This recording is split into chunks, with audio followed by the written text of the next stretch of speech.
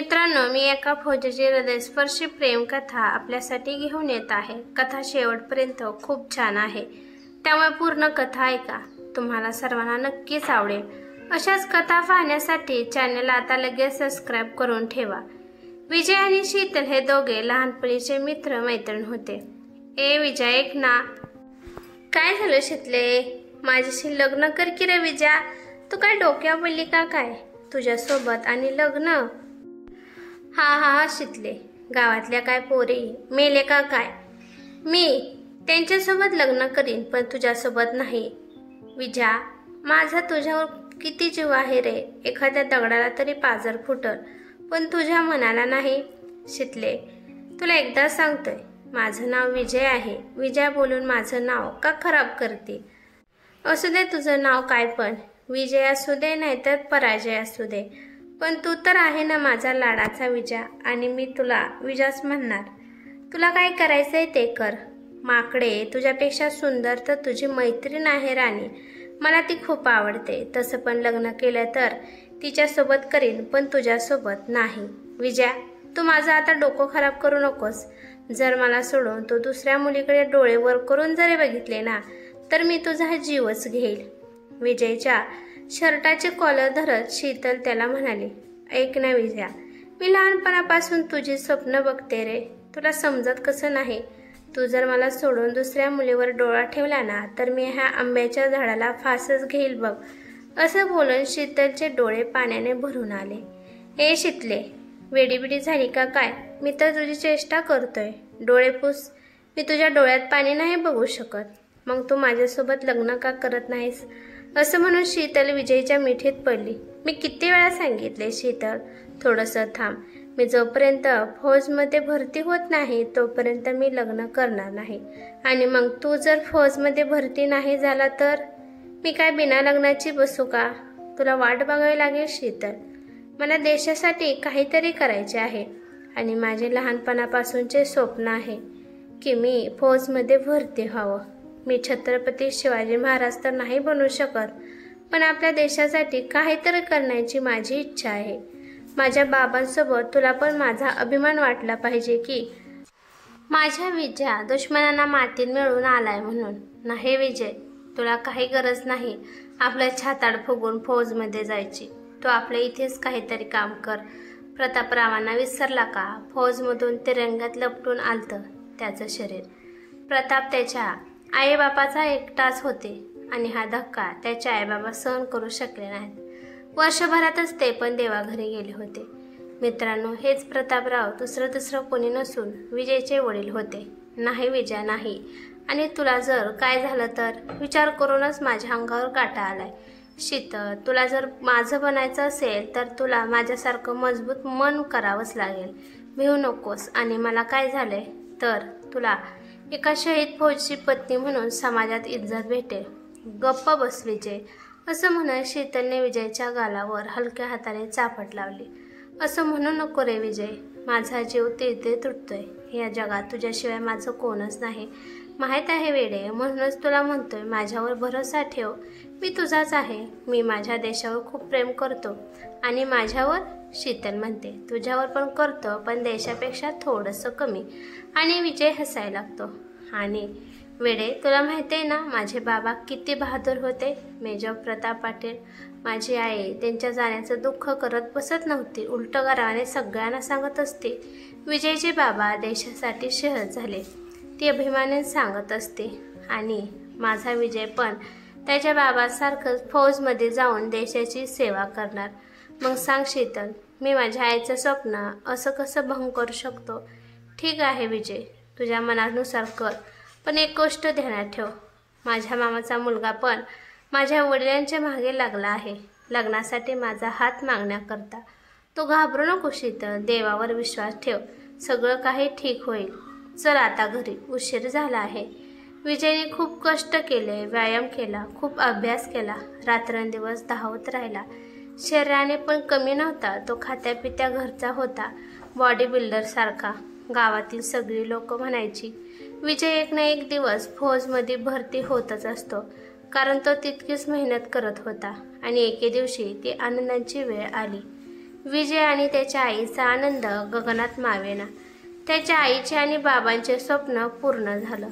पूर्ण गावात पेढे वाटले. सगळ्या गावात एवढीच चर्चा होती की प्रताप पाटलांचं पोरगं फौजमध्ये भरती झालं. गावातील सगळी लोक त्याचं अभिनंदन करायला घरी येत होती, पण शीतलचं काहीच माहीत नव्हतं. ती कुठं गायब आहे? आईने विजयला विचारलं.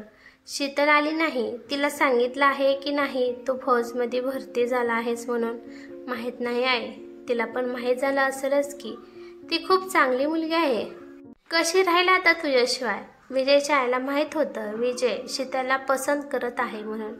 त्यानेच आपल्या आईला सांगितलं होतं, कारण तो आपल्या आईपासून काहीच लपवून ठेवत नव्हता. आई, आता तर तिचे बाबा आमच्या दोघांच्या लग्नाला होकार देतील ना? अरे विजय, का होकार देणार नाहीत? मेजर प्रताप पाटलांचा मुलगा आहेस तो. पण ती अजून आली का नाही? कुठं आहे ती? विजय शीतलला नेहमी शेतात भेटायचा. त्याला वाटलं यावेळेस पण ती शेतात त्याची वाट बघत असेल, म्हणून तो शेताकडे जायला निघाला.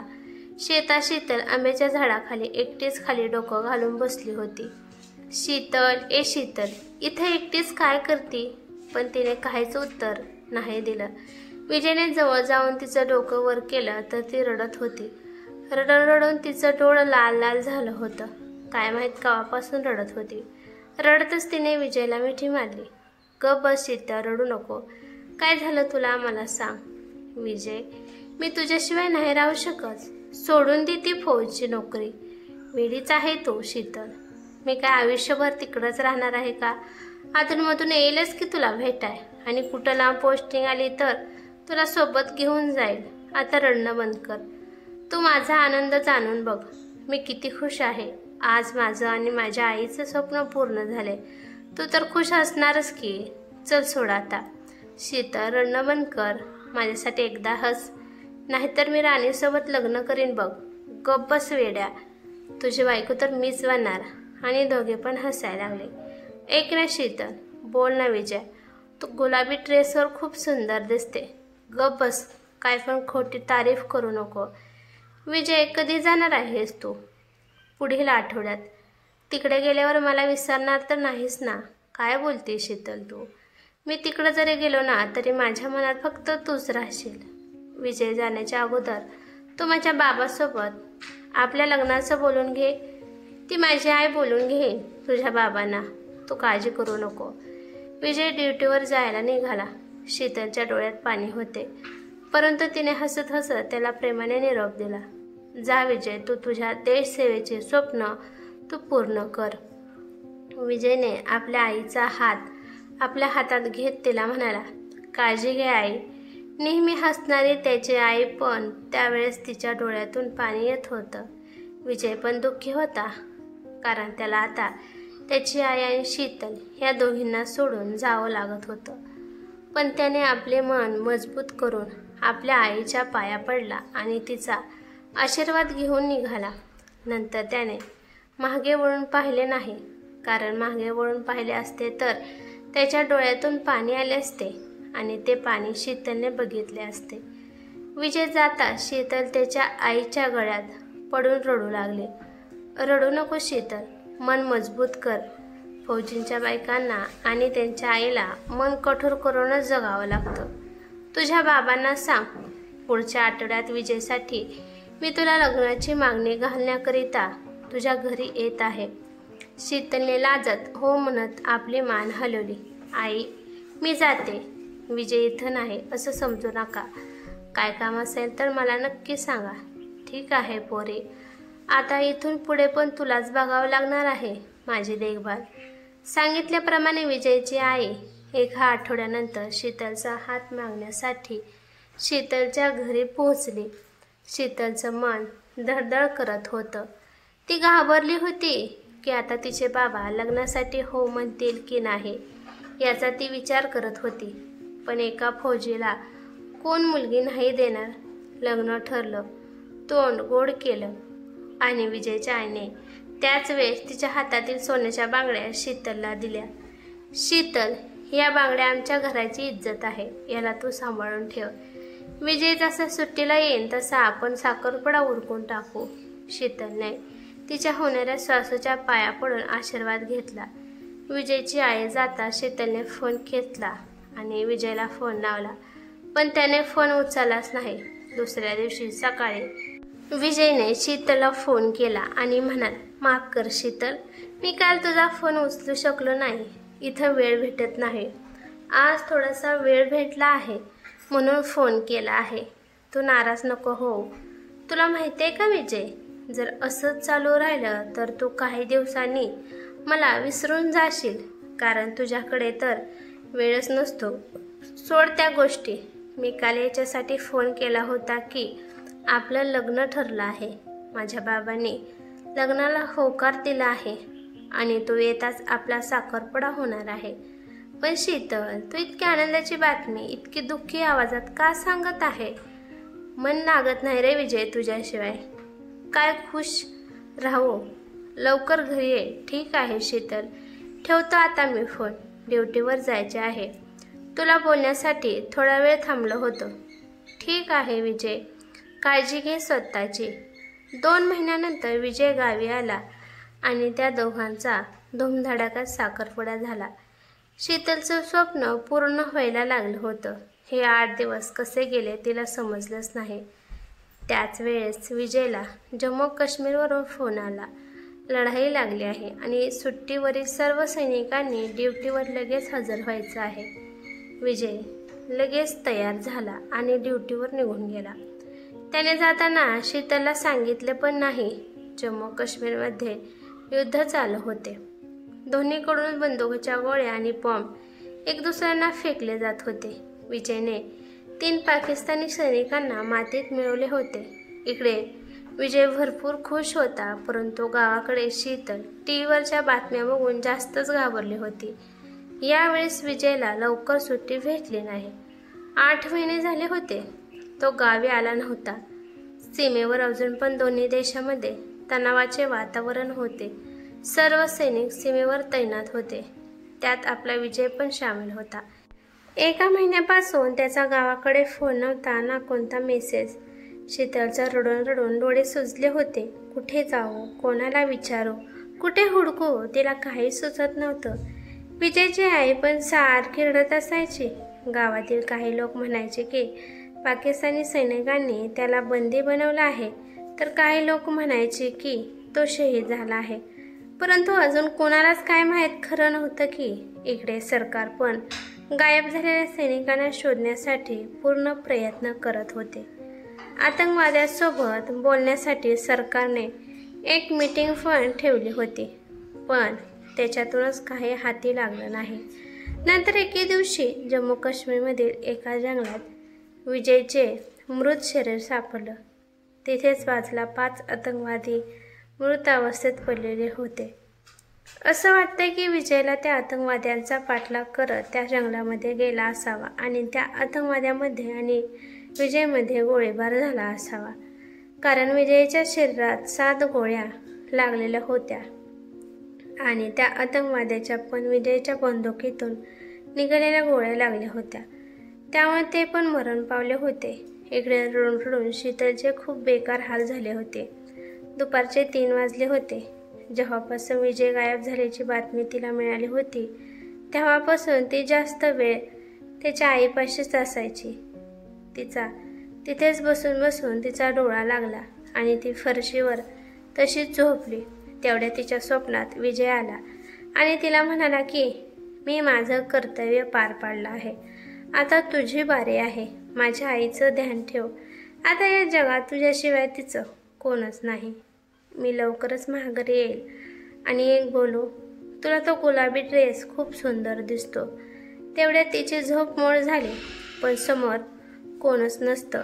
समोर आईकडे बघून तिला त्याचं बोलणं आठवतं. सैनिकाच्या आईला आणि बायकोला कठोर मन करून जावंच लागतं. विजयची आई अजून पण शांतच बसली होती. आता तिच्या चेहऱ्यावर विजयची चिंता दिसत होती. ज्या बाईने पहिलाच आपला नवरा गमावला आहे आणि आता एकुलत्या एक मुलाचा काही आता पत्ता नाही, त्या स्त्रीच्या मनावर काय परिणाम झाला असेल तुम्ही समजून घ्या. तरी पण ती आपलं मन कठोर करून बसली होती. शीतल मनात फक्त देवाकडे हेच मागत होती की काहीतरी चमत्कार घडून विजय तिच्या समोर यावं असा विचार करत ती आईच्या गळ्यात पडली. काय झालं शीतल, तू इतकी घाबरलेली का आहेस? आई, मी आता स्वप्नात विजयला बघितलं आणि तिने पडलेलं स्वप्न त्याच्या आईला सांगितलं. या स्वप्नावरून आता त्याच्या आईला भविष्यात काय होणार आहे याचा अंदाज आला. शीतल, ज्या माझ्या बाबतीत घडलं ते तुझ्या बाबतीत घडू नये. कर तू अशी दुःखात राहणार आहेस? जे पण होणार आहे ते होईल. नियतीच्या पुढं आपण काही करू शकत नाही. तू जा आता घरी. दिवसभर इथं माझी सेवा करत असतीस. शेजारी पाजारी वेगवेगळ्या गोष्टी बोलायला लागल्यात. तू स्वतःची पण काळजी घे. किती तब्येत खराब झाली. जा आता तू जा, आराम कर, उद्या ये. शीतल घरी जाण्यासाठी निघते तेवढ्यात गाड्यांचा आवाज येतो.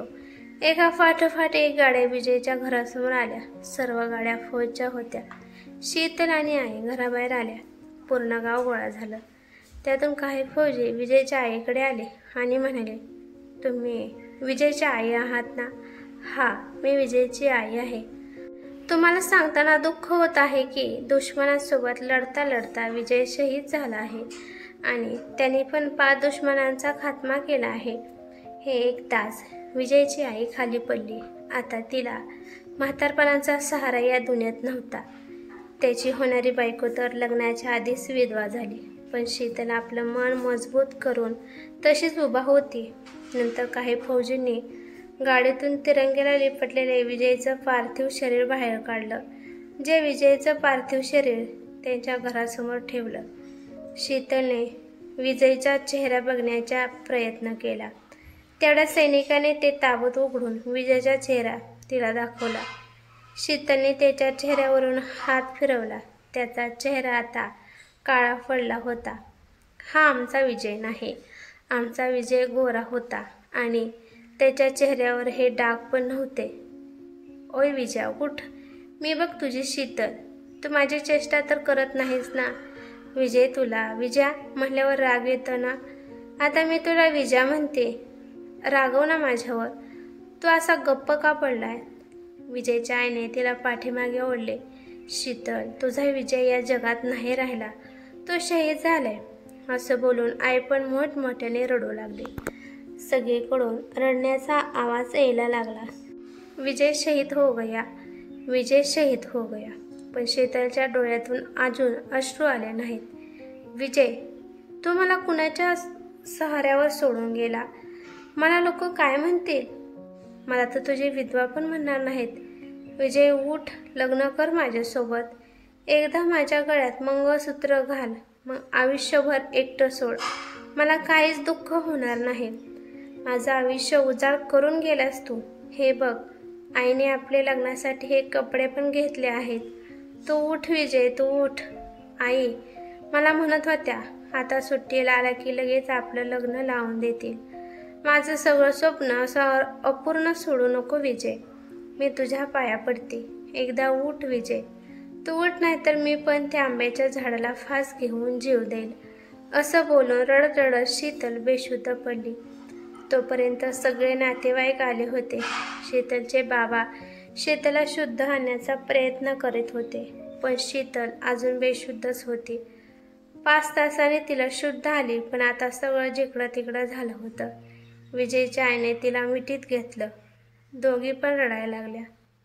मित्रांनो, अशा प्रकारे शीतल बिना लग्नाची विधवा झाली. मित्रांनो, ही एक फौजीची हृदयस्पर्शी प्रेमकथा आहे. तुम्हाला सर्वांना नक्कीच आवडली असेल. अजून अशा कथा पाहण्यासाठी चॅनेलला आता लगेच सबस्क्राईब करून ठेवा. धन्यवाद.